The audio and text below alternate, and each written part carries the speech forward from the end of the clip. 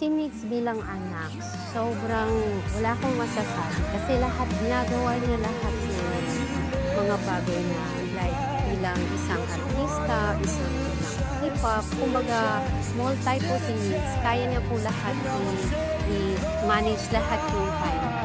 Bilang isang nanay, sobrang proud sa pag-aaral pa niya na sasabay niya yung oras niya at sobrang thankful pa rin syempre dahil nandiyan yung ama para sa mga kids namin para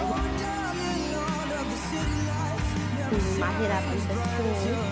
Sobrang thankful dahil hindi sila dahil dun sa time na pinagsasabay-sabay nila yung ginagawa nila as hip-hop. Mabait na bata. Sobrang wala akong problema pagdating sa gisingan. Kasi pagdating sa gisingan, sobrang nangunguna siya. Pag nag-alarm, sobrang siya nangunguna sa akin. Ang gaan lang yung mga bagay-bagay sa aming dalawa.